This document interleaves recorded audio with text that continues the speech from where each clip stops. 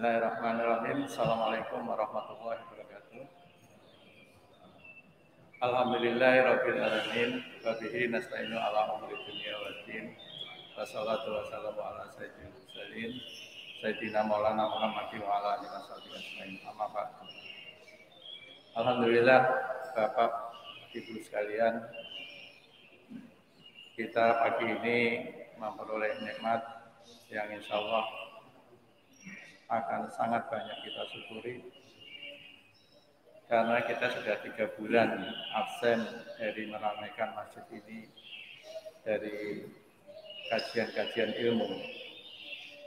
Saya ingat hari terakhir sebelum kita tutup sekitar 3 bulan lalu, saya ceramah di pagi di masjid ini hari Sabtu. Setelah itu masjid harus kita tutup selama 3 bulan lebih. Alhamdulillah pagi ini saya merasa mendapatkan kehormatan oleh DKM untuk diberi kesempatan membuka kembali kajian ini dengan situasi yang agak berbeda, yaitu situasi di mana pandemi ini belum sepenuhnya pulih, sehingga kita belum bisa merapatkan barisan di masjid ini sebagaimana seharusnya.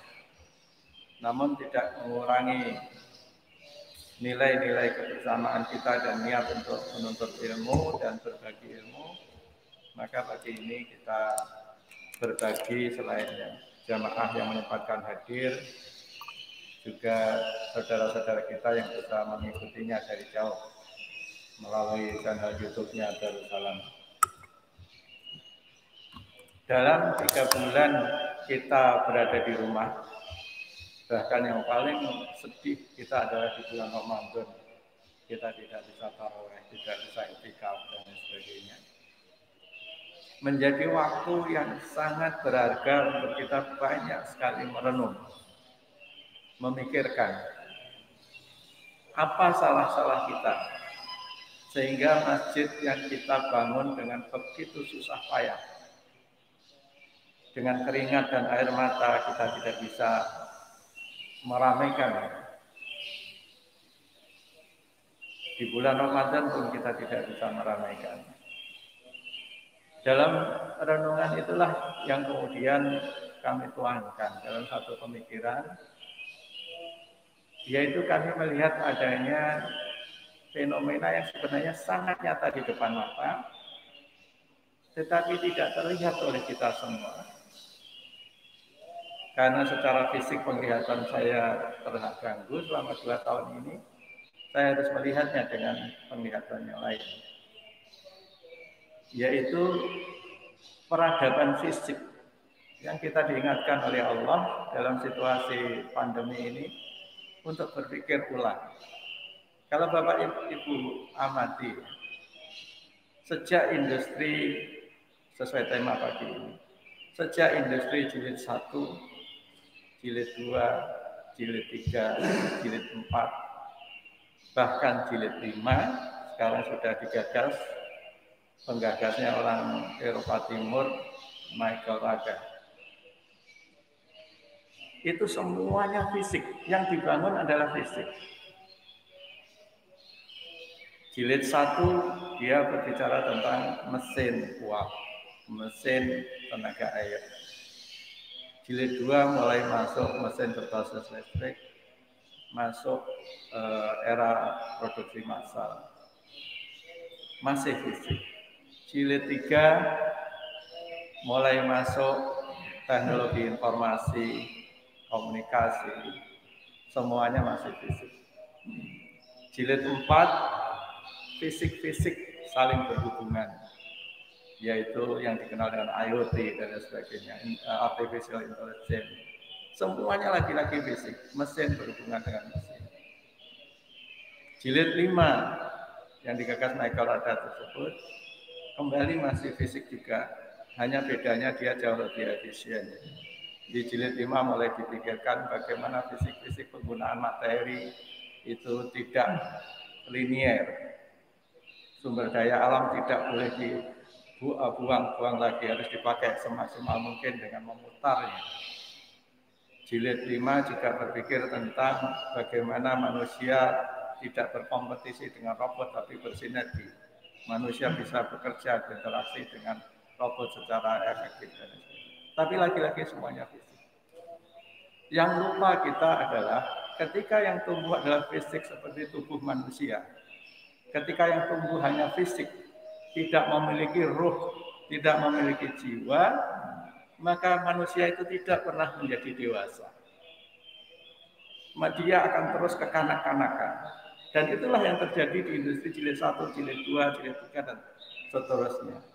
Ketika industri maju, industri berbasis teknologi seharusnya untuk menyelesaikan urusan-urusan manusia. Seharusnya dipakai untuk mengatasi problem-problem manusia. Tapi yang terjadi adalah menang-menangan, persis seperti anak kecil.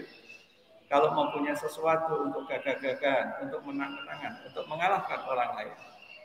Dampaknya adalah industri di dunia adalah industri menang-menangan. Bahkan ini dilegalkan. Sering sekali ketika kita mendevelop suatu bisnis, kita menganggap competitive edge kita adalah teknologi. Dengan itu kita mengalahkan orang lain. Ketika punya senjata canggih untuk menaklukkan orang lain. Jadi ilmu pengetahuan yang seharusnya memakmurkan manusia justru menyengsarakan. Secara langsung seperti mesin-mesin perang maupun secara tidak langsung. Saya kasih contoh, kalau saya pakai baju seperti ini, kita sekarang tidak tahu lagi baju ini apakah seorang pembatik di Jogja yang membuatnya atau sebuah pabrik di Cina sana yang memproduksinya. Sejak industri pertama dan kedua, dunia menjadi terkonsentrasi kapitalnya kepada pusat-pusat kapital dunia. Semakin tinggi teknologi, semakin terkonsentrasi putaran kapital itu. Dampak dari itu, maka negara-negara yang terbelakang dari sisi teknologi fisiknya, dia akan terbelakang, dia akan kalah. Karena fisik tadi, unggulan fisik. Kalau sekarang kita menjadi pengimpor bahan tekstil dunia, karena kita kalah efisien. Kita pengimpor susu, nomor 2 atau nomor 3 terbesar di dunia, karena produksi susu kita kalah efisien. Bahkan competitive edge yang namanya teknologi itu bisa menyengsarakan negeri tetangga. Di Meksiko tahun 2007 pernah terjadi huru-hara yang namanya huru-hara tortilla. Apa huru-hara tortilla itu sebenarnya? Huru-hara tortilla itu gara-gara NAFTA, North American Free Trade Agreement, di mana ada perdagangan bebas negara-negara di Amerika Utara. Dampaknya petani Meksiko yang kalah bersaing dari sisi teknologi dengan tetangganya Amerika Serikat, frustasi tidak mau lagi menanam jagung yang menjadi bahan pokok tortilla makanan utama dia. Bertahun-tahun tergantung dari Amerika, suatu saat Amerika kena topan Karina kalau nggak salah. Maka Amerika kehilangan sebagian produksi minyaknya dan harus mencari sumber bahan bakar baru. Apa yang dilakukan? Dia mengubah jagung-jagung tersebut menjadi bahan bakar. Dampaknya jagung tidak diekspor ke negeri tetangga, karena negeri tetangga sudah tidak terbiasa memproduksi jagungnya sendiri, padahal dulu berabad-abad melakukannya. Tiba-tiba harga bahan pangan melonjak 400%. Rakyat turun ke jalan gara-gara tidak bisa makan. Gara-gara kalah bersaing. Gara-gara teknologi yang tidak punya ruh pula, industri yang tidak mempunyai ruh pula, pekerjaan petani di India menjadi pekerjaan yang paling berbahaya. Mengapa? Selama berabad-abad ribuan tahun manusia bercocok tanam dengan menanam benih dari tanaman sebelumnya. Kini petani-petani tidak bisa lagi melakukan itu. Dia setiap menanam harus membeli benih baru karena benih dikuasai oleh pabrik benih. Dampaknya di India adalah ketika seorang petani gagal panen, dia gagal membayar hutangnya. Ketika dia gagal membayar hutangnya, mereka putus asa, malu, bunuh diri. Sehingga petani di India menjadi petani yang paling, golongan masyarakat yang paling banyak bunuh diri. Ini adalah semua dampak dari teknologi yang tidak punya roh, industri yang tidak mempunyai roh. Lantas dari formulasi inilah kami berpikir industri apapun, apakah jilid 1, jilid 2, jilid 3, jilid 4, harus diberi roh, harus diberi jiwa. Itulah yang kita sebut industri 0.0 atau industri 0.0. Dengan industri 0.000 ini, teknologi menjadi tidak relevan lagi. Kita bisa maju semaju-majunya, orang bisa berlomba menciptakan industri 1, 2, 3, 4, 5, 6, 7, dan seterusnya, tapi semuanya mempunyai roh. Semuanya bisa kita beri roh. Dengan roh itulah kembali industri dan teknologi kita arahkan ke kemanusiaan manusia. Dengan roh pula, karena roh tidak mengenal mati. Kalau menurut Michael Rada ini seorang penggagas, pencetus konsep industri 5.0. Dia adalah ahli pertama di dunia yang mengapresiasi pemikiran saya tentang industri 0.0. Tidak tahu gimana ceritanya, begitu tulisan saya menyebar, dia langsung kontak saya. Dia merasa keterkejutannya. Dia merasa begitu jauh melangkah, ternyata seperti saya riset ke belakang dan itu relevan. Bahkan karena dia melihat relevansinya industri 0.0 ini, dia merekomen seluruh followernya di seluruh dunia untuk mengikuti pemikiran saya. Lewat sosial medianya dia mengkampanyekan untuk mengikuti pemikiran kita ini. Padahal dia bukan seorang muslim, dari Eropa Timur, dari Czech Republic. Nah, dari sinilah kemudian kita berpikir, dalam konteks bahasa kaumnya, bahasa sekarang kita kembali ke industri 0.0, tapi sebenarnya ini adalah kembali ke ajaran kita yang sesungguhnya. Jadi industri 0.0 itu apa? Adalah segala macam ilmu, pengetahuan, dan keterampilan yang kita kembangkan untuk mengatasi problem manusia. Misinya adalah untuk memakmurkan bumi, mensejahterakan manusia. Sedangkan teknologi adalah tools, alat yang dibutuhkan, tetapi tidak perlu bisa sangat maju, juga bisa sangat sederhana, tanpa menjadi kendala. Teknologi tidak boleh menjadi kendala. Bahkan industri 0.0 itu teknologi yang diperkenalkan sejak zaman Nabi Yusuf, di-endorse zaman Nabi kita Muhammad SAW, sampai sekarang bisa menjadi teknologi yang amat sangat maju. Saya kasih contoh Bapak Ibu sekalian. Baju yang saya pakai ini adalah dipintal dengan susah payah dengan mesin pemintal yang dengan itu yang menguasai mesin-mesin pemintal ini menjadi industri yang unggul di bidang pertekstilan. Sekarang ada teknologi baru yang sangat mutakhir, yang sangat tinggi, yang kelak tetapi manusia bisa membuat bajunya sendiri, membuat kainnya sendiri tanpa perlu memintal. Teknologi itu disebut non-woven fabric. Jadi baju atau kain yang tidak perlu dipintal. Apa teknologi yang memungkinkan kita membuat non-woven fabric ini? Jenis teknologi yang sama yang diajarkan oleh Rasulullah SAW, ada suatu pekerjaan yang Rasul ajarkan langsung karena pentingnya pekerjaan ini. Adalah pekerjaan memberdayakan mikroba. Lihat. Menurut saya satu mukjizat Nabi itu, Nabi kita Muhammad SAW sudah mengendalikan mikroba. Ketika mikroba itu belum kelihatan bentuknya, belum bisa dilihat oleh manusia, manusia belum tahu apa namanya, masih gaib saat itu. Yaitu ketika suatu saat ada sahabat yang kelebihan panenan anggur. punya anggur banyak, datang ke Nabi, ya Rasulullah, kami punya anggur banyak. Diapakan ya Rasulullah? Rasulullah SAW menjawab, kamu buat kismis. Setelah jadi kismis untuk apa ya Rasulullah? Kamu rendam pagi, diminum sore hari. Direndam sore, diminum pagi hari. Teknologi minuman. Pertama tadi teknologi pengeringan, kedua adalah teknologi minuman yang tidak beralkohol. Lalu sahabat ini bertanya lagi, boleh nggak ya Rasulullah kalau saya simpan, saya rendam lebih lama? Jawaban Rasulullah apa? Kalau kamu simpan lebih lama, boleh, tapi tempatnya harus dari kulit. Tidak boleh dari tanah liat.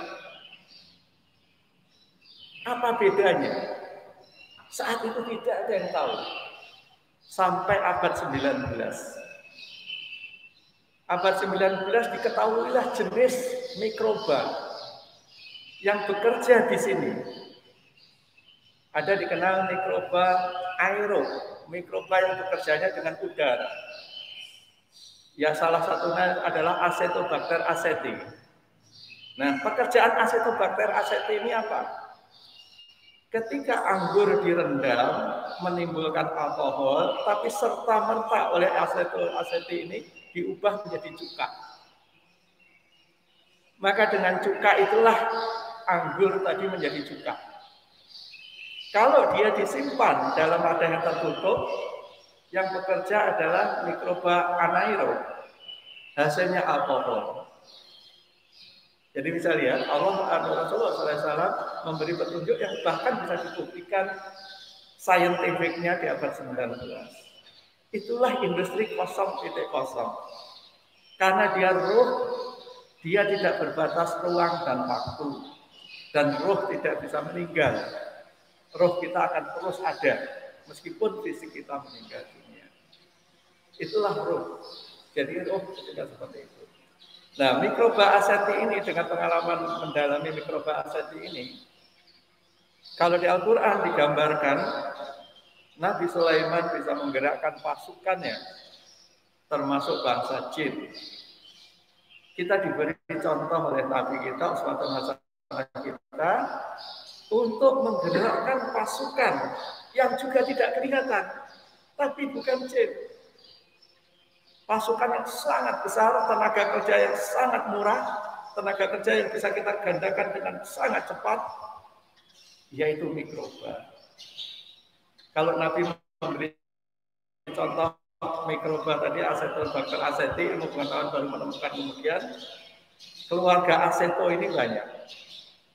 Kalau saya misalnya punya air kelapa, saya pekerjakan Acetobacter aceti, maka yang jadi adalah cuka. Cuka ini adalah lauk yang didoakan khusus keberkahannya oleh Nabi. Dan bahkan oleh Nabi dikabarkan, dia cuka adalah lauk para nabi-nabi sebelumnya. Bahkan ada hadis yang sangat efektif untuk mengatasi kemiskinan. Dengan hadis ini cospleng, kemiskinan dunia tidak usah menunggu 2030. Pekan depan pun dunia akan lepas dari kemiskinan dengan mengamalkan hadis ini. Apa hadis ini? Di rumah yang ada cukanya tidak bisa dikatakan miskin. Apa logikanya? Saya coba terapkan selama satu bulan Ramadan penuh. Saya tidak habis satu botol ini cuka untuk lauk sahur saya selama bulan Ramadan. Cuka yang dicampur minyak zaitun, dan itu juga dilakukan Nabi untuk konsumsi sore harinya. Itulah yang nama di bahasa Perancis disebut vinaigrette, yaitu salad and dressing yang disebut vinaigrette itu cuka dicampur. Dari mana Perancis belajar? Dia dari tetangganya Spanyol. Dari mana Spanyol belajar? Dari dunia Islam. Jadi bayangkan Bapak Ibu sekalian, hanya dengan cuka dunia akan bebas kemiskinan. Logikanya gimana? Logikanya kalau kita lihat di depan rumah saya ada mangga, di depan Bapak ada jambu, jangan dibuang. Dibuat cuka dengan sederhana, kami bisa ajarkan dengan mudah. Karena yang bekerja bakteri kan. Kalau saya buat bakteri ini dia menjadi cuka, Bapak lauk dengan itu makanan apapun menjadi enak. Karena ini makanan seluruh Nabi, lauk seluruh Nabi. Dengan itu kita dijamin tidak miskin. Kenapa? Karena kita bisa makan. Buah sayur apa kita potong, itu sudah menjadi makanan. Makanan yang sehat tuh, yang sekarang disebut orang probiotik dan lain sebagainya. Nah, ini sebagai contoh. Nah, contoh lain adalah yaitu tadi. Dari contoh ini, namanya Aseti tadi, punya saudara kembar. Namanya adalah Silinum. Jadi satu keluarga, ada mikroba Aseti, Acetobacter aseti, ada Acetobacter Silinum. Silinum, jadi kalau sama-sama air kelapanya, saya kasih aseti jadinya cuka. Kalau saya kasih yang saya suruh kerja, ini ada kamu kerjain, yang saya suruh kerja silinum, hasilnya apa? Hasilnya adalah serat berkualitas amat sangat tinggi, kekuatannya 10 kali dari serat alami, yang disebut dengan teknologi sekarang disebut bacterial nanoselulose. Jadi teknologi nanoselulose yang dihasilkan oleh bakteri. Lihat, dengan serat yang sangat kualitasnya sangat tinggi karena dia sangat kecil, diameter selulose nanoselulose itu hanya 1 nano, 1 sampai 2 nano. Ketika terlilin menjadi serat, dia menjadi sekitar 100 nano diameter. Itu menjadi sangat kuat dan bisa menjadi tekstil, bisa menjadi kulit sintetis tanpa ditenun. Artinya kita bisa membuat kain, kulit dan lain sebagainya tanpa harus menenunnya. Kita bisa membuat baju seperti ini tanpa menenunnya. Dan ini bukan teknologi yang mahal. Bahkan di tempat kami sekarang kami sediakan, orang yang mau belajar ini kita sediakan. Jadi bisa dibayangkan sekarang itulah teknologi 0.0. Teknologi yang ada jauh sebelum peradaban, bahkan sebelum industri dicetuskan, sebelum mesin industri pertama dihasilkan, tetapi sangat-sangat relevan hingga saat ini. Jadi masalah inilah yang kemudian kita angkat, kita pakai untuk menyelesaikan. Tetapi kalau ilmu itu saya sembunyikan, ilmu itu saya simpan sendiri, maka saya tidak ada bedanya dengan para pengembang industri 1, 2, 3, 4, dan 5. Karena akan saya pakai untuk menang-menangan, saya pakai unggulan tidak memakmurkan orang lain. Itulah sebabnya industri jilid 000 ini kita beri ruh. Yang ruh diantaranya ada 5, kita jelaskan. Kenapa 5? Kenapa kita formulasikan 5? Karena kalau lebih banyak sulit mengingatnya. Kalau lebih sedikit saya khawatir tidak mencakup semua aspeknya. Di samping itu angka 5 menjadi angka yang sangat familiar bagi kita karena angka 5 juga merupakan kewajiban sholat kita 5 waktu dan 5 juga adalah rukun Islam bagi kita. Jadi ruh industri jilid 0.0 agar dia benar-benar bisa memakmurkan seluruh dunia. Kenapa saya katakan seluruh dunia? Gara-gara si penggagas industri 5.0 kontak saya, kita ada kesepakatan dengan dia. Kalau dia di dunia ada proyek-proyek yang terkait 5.0, dia akan melibatkan saya dari sudut pandang 0.0-nya. Karena 0.0 adalah roh yang bisa kita tempelkan, yang kita bisa masukkan ke industri semaju apapun. Dan sebaliknya. Kalau saya membutuhkan teknologi 5.0, dia akan menggerakkan timnya untuk membantu saya. Ini kesepakatan kita sebagai sesama pencetus, terutama pemikir yang memformulasikan, mengerucutkan suatu pemikiran yang mudah-mudahan bermanfaat bagi manusia. Nah, rohnya itu apa?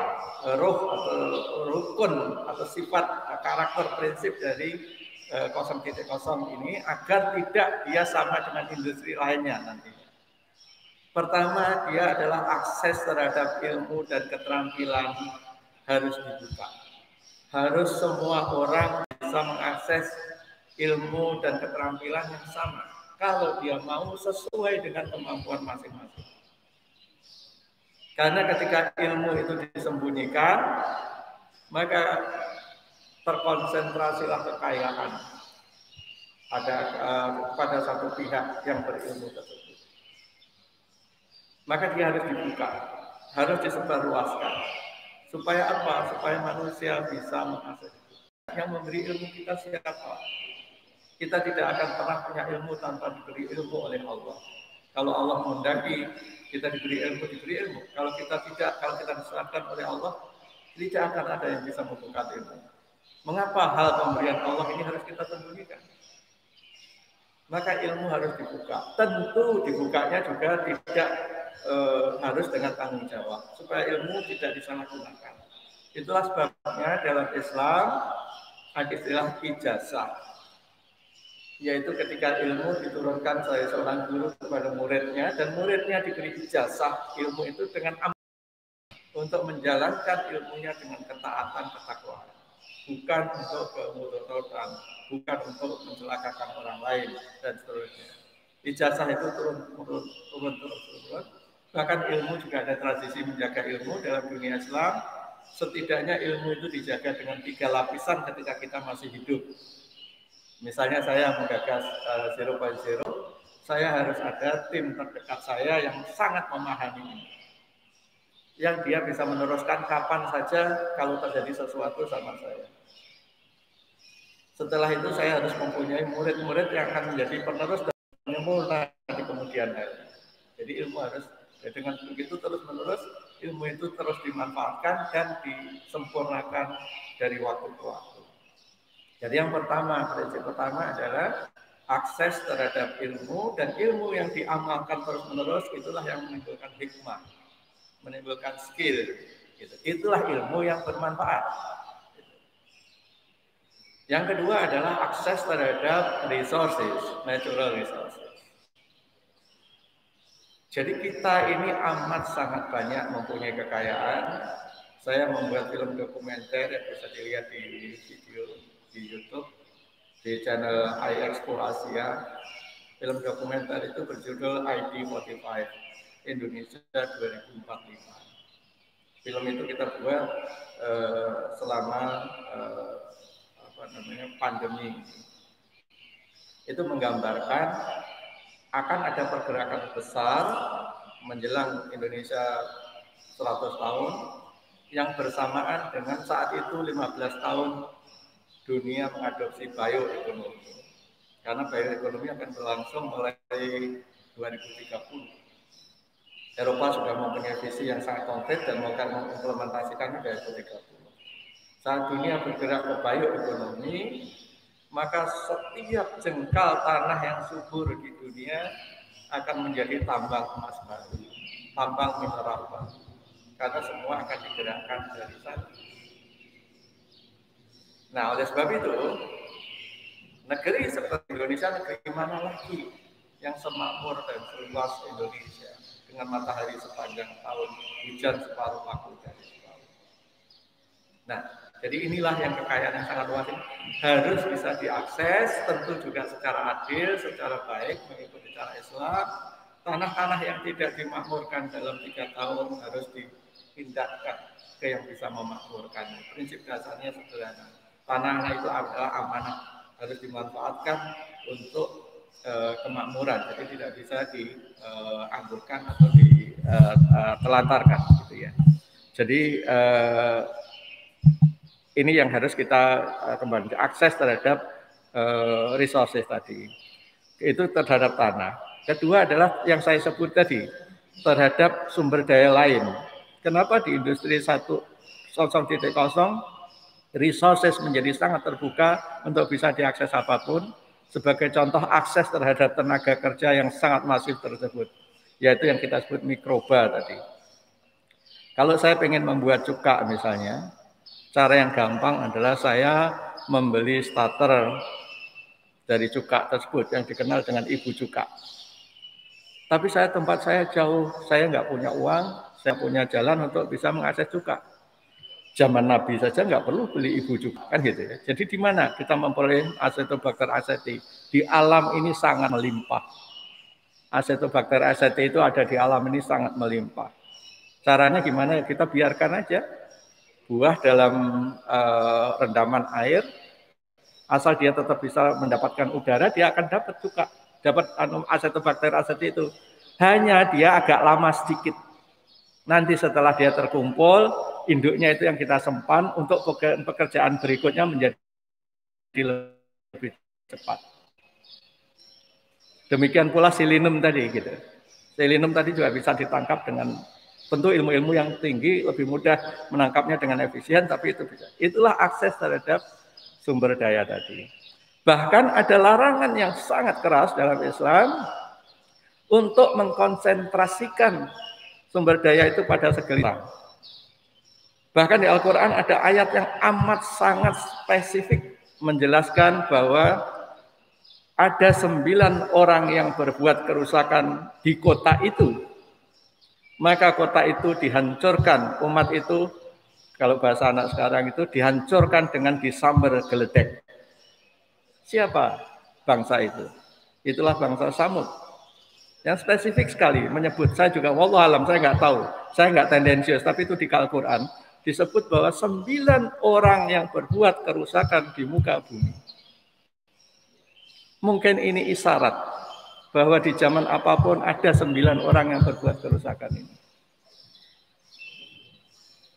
Menunjukkan biar ada segelintir atau sedikit orang yang berbuat kerusakan di muka. Inilah yang dihancurkan oleh Allah dengan disambar geledek. Wallahualam, kita nggak tahu. Mudah-mudahan Allah mengampuni kita dan kita masih bisa memperbaikinya sebelum ada musibah yang lebih besar. Nah, itu adalah penguasaan sumber daya. Yang ketiga adalah tentang akses terhadap kapital. Sejak industri jilid pertama, kedua, dan seterusnya, dunia menjadi semakin kapitalis, semakin terkonsentrasi kapital. Maka dalam Islam sangat dilarang, tidak boleh harta itu berputar di golongan yang kaya saja. Kailayakun adulatan bainal agniya ini. Jangan sampai harta itu hanya berputar di golongan yang kaya saja. Harus berputar menyeluruh ke seluruh masyarakat. Uang tidak boleh menghasilkan uang begitu saja. Uang harus menciptakan karya, menciptakan satu produksi sebelum dia menghasilkan tambahan uang lagi. Dan akses terhadap modal inilah yang menjadi kendala untuk negeri kita bisa makmur sampai ke pelosok-pelosoknya. Nah, ini harus dibuka seluas-luasnya. Yang keempat adalah akses terhadap pasar.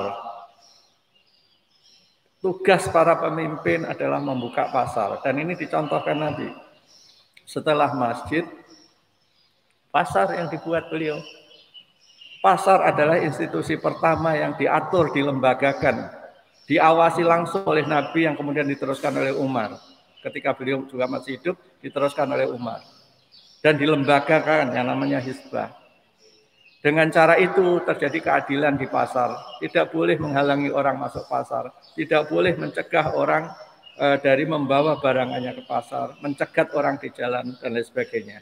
Nah, hal semacam ini perlu seorang mutasif, pengawas pasar. Yang tugasnya adalah bukan memberi aturan supaya yang mampu memenuhi syarat saja yang masuk. Sedangkan yang kecil nggak memenuhi syarat nggak bisa masuk. Dan akses berikutnya, yang sangat-sangat penting, yang prinsip kelima adalah diperlukannya pemimpin di setiap bidang, di setiap masalah. Yang dalam era industri, pemimpin tersebut disebut Captain of Industry. Jadi setiap industri mulai 1, 2, 3, 4 selalu ada Captain of Industry-nya. Harus ada pemimpinnya. Di zaman mesin uap, di zaman mesin kincir angin ada pemimpinnya, di zaman ketika mulai masal energi listrik ada pemimpinnya, dan seterusnya dan seterusnya. Di zaman Nabi, contoh kepemimpinan itu dicontohkan langsung oleh Nabi dalam riwayat tadi yang saya jelaskan tadi, yaitu ketika sahabat mempunyai problem dengan ekses produksi anggurnya, Nabi yang mengarahkan, dibuat ini, dibuat ini, dibuat ini. Itulah peran Captain of Industry. Jadi mengarahkan, menggerakkan resources supaya dia berdaya guna. Nah, di setiap bidang dibutuhkan semacam ini. Siapa nanti yang akan memimpin industri buah misalnya? Siapa yang akan memimpin industri ini? Dan dalam Islam, kepemimpinan ini mutlak. Kenapa? Karena ketika kita sholat pun kita harus ada imamnya. Ketika kita 3 orang bepergian harus ada amir safarnya. Jadi kepemimpinan ini mutlak. Maka apalagi dalam era industri di mana begitu banyak masalah harus diselesaikan, maka dibutuhkan kepemimpinan tadi. Nah, dengan cara inilah kemudian kita bisa melihat sekarang bahwa kita mestinya bisa memakmurkan negeri ini dalam skala luas, ataupun kalau mau dalam skala kecil, kalau kita mau bereksperimen di jamaah masjid ini, pengen kita make sure kita tidak ada yang kelaparan, tidak ada yang miskin, sampai tetangga-tetangga kita terus meluas. Sederhana, kita mulainya dari mana? Amal soleh kita mulai dari mana? Dulu ketika seorang sahabat mendengar dari Nabi menyebut cuka itu lauk terbaik, sahabat ini langsung mencintai cuka. Langsung mencintai cuka. Kemudian sahabat lain yang mendengar dari sahabat ini bahwa Nabi mendoakan cuka ini supaya menjadi berkah, ini disebut sebagai lauk terbaik oleh Nabi, maka sahabat-sahabat yang mendengar dari sahabat yang mendengar langsung ini langsung ikut mencintai cuka. Begitu seterusnya. Sehingga cuka membudaya, dibawa Islam kemana-mana yang sampai ke Perancis dari vinaigrette tadi. Bisa dibayangkan peradaban saat itu hanya dengan cuka. Kita bisa makan karena ada hadis yang menyebutkan tidak ada rumah yang miskin bila di dalamnya ada cuka. Bayangkan sekarang, saya sudah menceritakan ke bapak-bapak, itu lauk yang didoakan keberkahannya oleh Nabi, itu lauknya para nabi-nabi sebelumnya, dan ada hadis yang menyebutkan tidak akan miskin rumah yang ada cukanya itu. Kalau bapak-bapak ikut mencintai cuka dan mulai membuatnya, bayangkan apa yang terjadi. Bapak-bapak akan mengurangi spending untuk belanja makanan. Itu satu. Kedua, karena zukat bahasa orang sekarang adalah probiotik ya, dia adalah makanan yang sehat. Orang seperti saya yang punya riwayat penyakit diabetes, ketika pagi sarapan jam 7, jam 10 saya udah lapar. Itu dulu makanan zaman jahiliyah saya. Ketika makan dengan pola yang menu kita disetir oleh orang luar, melalui serbuan, tepung-tepung dan lain sebagainya. Tapi ketika kita makan dengan pola tadi, seperti yang dicontohkan Nabi tadi, makan dengan cuka, saya campur minyak, kalau ada zaitun-zaitun, kalau nggak ada zaitun kelapa ya nggak apa-apa. Namanya vinaigrette, bahasa kerennya gitu ya, tapi itu contoh Nabi. Maka kita sudah bisa makan sehat, dan saya kalau sahur jam 4 pagi, jam 4 sore saya baru lapar, dengan pola itu. Gitu. Maka penderita diabetes sekalipun kalau mengikuti pola ini, apa yang dimakan dengan cuka, itulah makanan yang dirancang oleh Allah di surat Abasa. Wa ambatna fiha habba wa inaba wa qadba wa zaituna wa nahla wa hadaika gulba wa faqiyata wa abba. Jadi rancangan intinya adalah satu porsi dari biji-bijian, satu porsi dari ternak, produk ternak, 4 porsi, 4 bagian adalah dari buah, sayur, dan rempah. Dirangkainya wasit gilil akilin di Al-Quran disebut, dicelup dengan minyak. Nah, dicelup dengan minyak itu kalau bahasa saladnya disiram dengan minyak, ditambah cuka tadi. Nah, cukanya ini yang direkomend Nabi, minyaknya disebut di Al-Quran. Ini. Maka dengan cara itu, bayangkan dengan konsep itu, kita tidak perlu mengimpor biji-bijian, kita tidak perlu menghabiskan lahan kita untuk nanam beras, bukannya nggak boleh, tapi tidak boleh tergantung begitu banyak. Ya. Sedangkan buah sayur itu rata-rata bisa ditanam di halaman kita, atap masjid kita yang terbuka bisa dimanfaatkan secara luas untuk itu. Kita semua bisa makan, kita bisa makan sehat, dan itulah swasembada pangan yang sesungguhnya. Swasembada pangan sesungguhnya. Di era pandemi saya diundang bicara seperti ini bersama Pak Ganjar dan Rektor IPB. Ini yang saya sarankan. Tapi menurut Pak Rektor, ngubah pola kebiasaan manusia lama. Si Pak Ganjar malah minta izin, saya mau ngaji sama Pak Iqbal katanya. Si ini. Tapi kita harus sadari bahwa yang kita hadapi sekarang adalah bukan situasi normal. Bila situasi normal perlu 50 tahun untuk mengubah pola makan. Seperti Pak Harto merubah makanan seluruh Indonesia menjadi beras, Om Lim merubah makanan kita menjadi makanan kedua kita adalah terigu. Tapi dalam situasi sekarang, apalagi dengan sosial media, seharusnya kita bisa merubah makanan kita mengikuti surat Abasa itu tadi, 4 bagian buah, sayur dan rempah, 1 bagian biji-bijian, dan 1 bagian ternak dan produk ternak.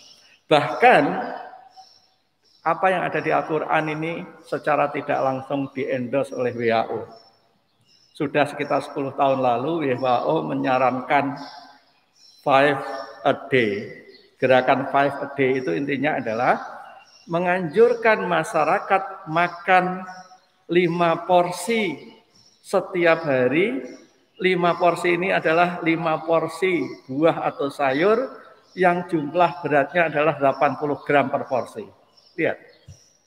Jadi 400 gram buah dan sayur setiap hari. Menurut WHO, kalau ini dilakukan, maka masyarakat dunia akan terhindar dari segala macam penyakit yang berat-berat. Apakah itu jantung, apakah itu diabetes, apakah itu kanker. Itu WHO. Tapi katalah WHO nggak membuat pernyataan seperti ini pun apa peduli kita. Karena Al-Quran yang menggambarkan.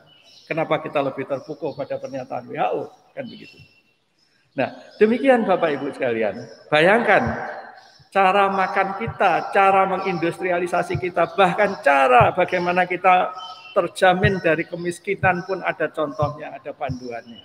Dan itu teknologinya tidak berbatas ruang dan waktu. Bisa sangat modern, bisa sangat tradisional, bisa diterapkan di seluruh belahan dunia tanpa kendala ruang dan waktu.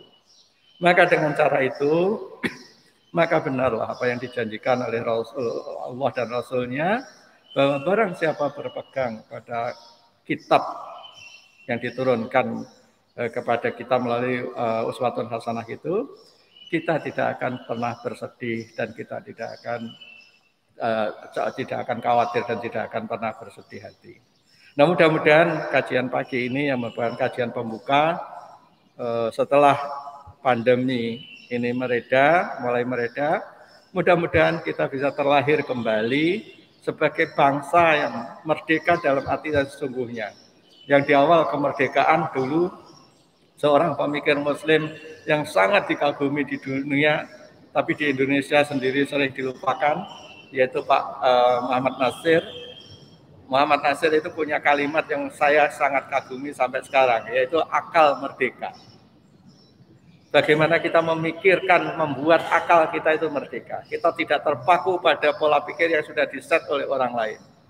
Nah, akal merdekanya Muhammad Nasir ini di Malaysia banyak sekali penggemarnya, pemikir-pemikir di Malaysia banyak sekali, juga di negara-negara Melayu lainnya seperti Singapura dan lain sebagainya. Tapi kita sendiri lupa siapa Muhammad Nasir dan lain sebagainya.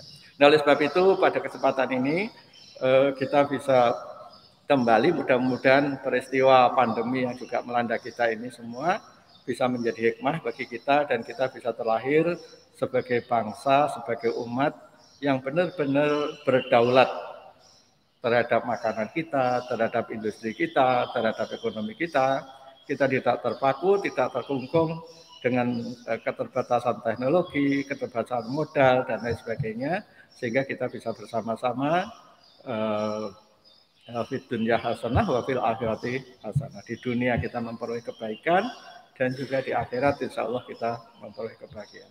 Demikian Bapak Ibu sekalian, kurang lebihnya mohon maaf dan semoga kajian perdana setelah kita buka kembali kajian di masjid ini bisa bermanfaat dan mudah-mudahan di masjid ini pula kelak bisa memimpin peradaban yang tidak terbatas oleh ruang dan waktu. Mudah-mudahan Allah mengampuni dosa kita dan memberi jalan keluar dari segala permasalahan yang kita hadapi. Kurang lebihnya mohon maaf. Assalamualaikum warahmatullahi wabarakatuh. Thank you. Boleh kalau mau. Ada yang mau bertanya? Ya. Mic-nya. Waalaikumsalam warahmatullahi.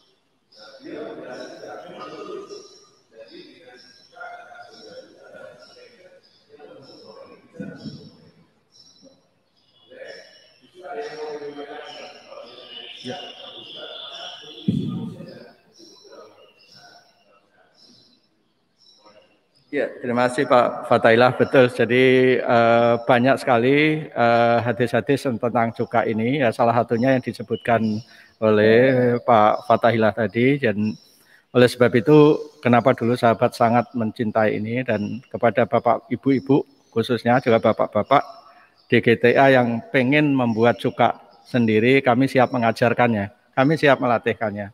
Persis seperti cara yang dicontohkan Nabi.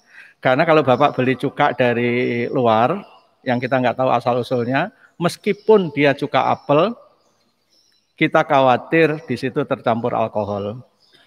Karena di dunia maju ketika membuat cuka itu dibuat alkohol dulu, dan itu juga ada hadis yang melarangnya. Jadi dari awal harus dibuka, istilah teknisnya harus secara aerob, supaya begitu terbentuk alkohol langsung terkonversi. Oleh sebab itu caranya sangat spesifik diajarkan oleh Nabi. Nah, tidak hanya cuka, ada 3 setidaknya saya temukan, ada 4 tapi yang satu nggak saya temukan rujukannya sampai Nabi. Ada 3 makanan Nabi yang berbasis mikroba. Yang satu adalah keju, yang kedua adalah yogurt, yang ketiga adalah cuka. Yang keempat adalah kefir. Tapi kefir ini sangat kuat diyakini sampai Nabi, hanya saya belum ketemu hadisnya. Masyarakat Kaukasus yang banyak mengembangkan kefir ini, dia percaya betul bahwa biji kefir, yaitu bibit kefir itu dulu asalnya dari Nabi. Kalau melihat cara kefir membuat, sampai saya dalami cara membuat kefir, itu memang mirip dengan cara Nabi mengajarkan membuat cuka. Hanya saya kurang, mungkin pendalaman saya kurang, saya belum ketemu dasar hadisnya. Tapi meskipun demikian, saya juga termasuk yang setuju kalau kefir itu halal, gitu ya, karena prosesnya persis dengan yang dilakukan orang membuat cuka tadi. Jadi itu semua makanan sehat, 4 makanan sehat yang bisa dibuat tanpa teknologi yang muluk-muluk yang bisa kita ajarkan sharing. Jadi kita siap menularkan life skill sederhana ini bagi yang membutuhkan. Ada lagi?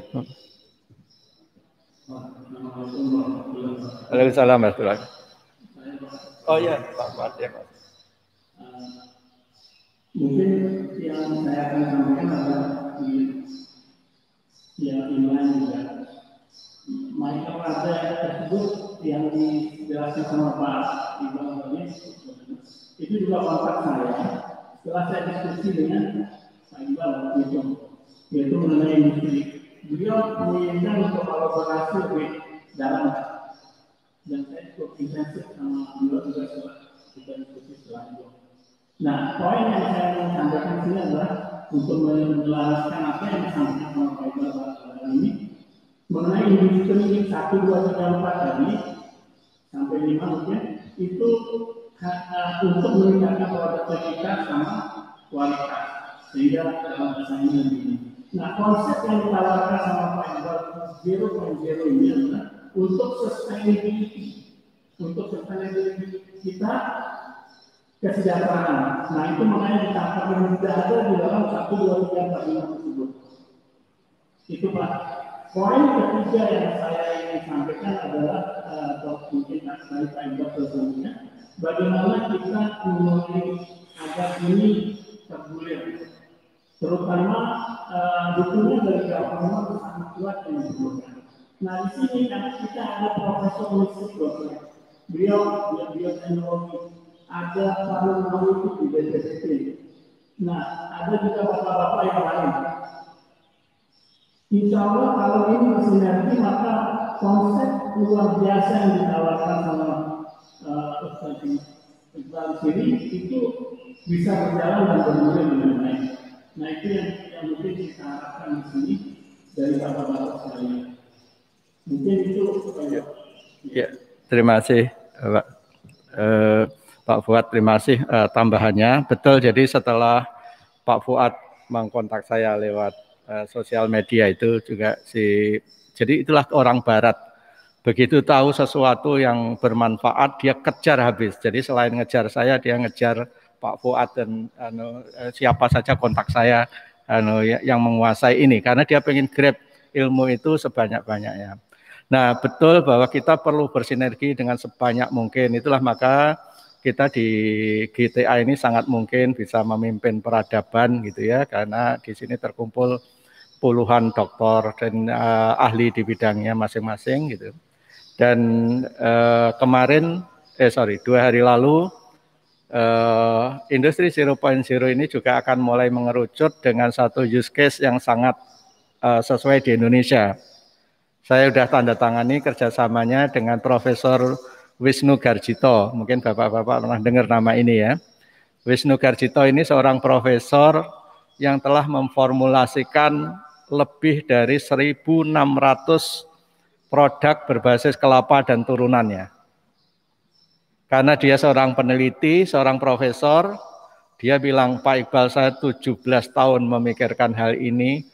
Saya cuma mencari satu pabrik saja yang proper, yang bisa saya pakai untuk memproduksi dengan license BPOM. Kok nggak ada yang bantu saya, kan itu ya? Nggak ada yang bantu. Yang mau bantu semuanya kapitalis, saya nggak mau gitu. Lalu saya ajak ke salah satu tempat kami, saya tunjukkan, Pak, bisa nggak ini di tempat ini Bapak bisa berproduksi apapun yang Bapak gagas itu. Dia jawab, subhanallah Pak Iqbal, ini yang saya cari 17 tahun. Jadi kemarin kita tanda tangani kerjasamanya, dan Profesor Garjito ini alhamdulillah Muslim yang taat dengan nama Islam. Dia seorang mu'alaf, nama Islamnya Profesor Sobrun Jamil. Saya nyebutnya adalah Profesor Jamil.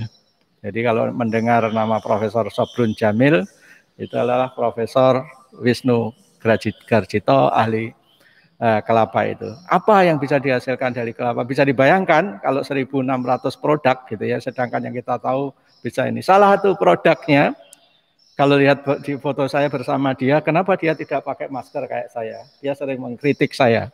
Pak Iqbal ini kok nggak pede, saya sudah kasih obat kok nggak pede katanya. Jadi dia berhasil membuat obat yang juga tested tapi tidak diakui oleh atau belum diakui oleh pemerintah untuk melawan COVID ini, yaitu yang disebut monolaurin. Monolaurin ini adalah asam yang adanya di asam laurat yang adanya di kelapa, VCO. Jadi VCO itu diambil lagi inti sarinya menjadi monolaurin tersebut.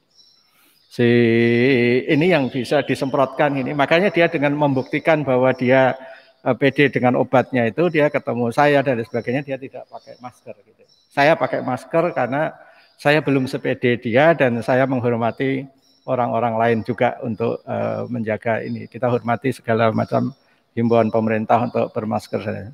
Walhasil salah satu dari produk 1600 itu bisa jadi adalah obat yang saat ini juga amat sangat dibutuhkan. Bapak Ibu yang membutuhkannya itu sudah beredar di sosial media di kalangan ibu-ibu pengajian utamanya banyak yang disebut dengan Flucare. Flucare itu adalah monolaurin produksi dia. Ya, jadi produksi Profesor Garcito di Depok yang akan kita fasilitasi supaya dapat izin proper BPOM dan lain sebagainya di salah satu lokasi pabrik kami untuk itu. Jadi itu Pak, jadi silakan nanti kita bisa sinergikan. Nah, di masjid ini mudah-mudahan bisa tumbuh peradaban baru, peradaban 0.0 yang mengacu pada apa tuntunan Nabi, contoh-contoh Nabi dan berbasis Al-Quran tentu saja, namun bisa sangat-sangat advance dalam bidang teknologi, karena di sini adalah gudangnya teman-teman yang menguasai teknologi tinggi. Baik Bapak Ibu sekalian, sudah waktunya suruk. Kita tutup sekali lagi dengan doa kafatul majlis. Subhanakallahumma wa bihamdika. Assalamualaikum warahmatullahi wabarakatuh.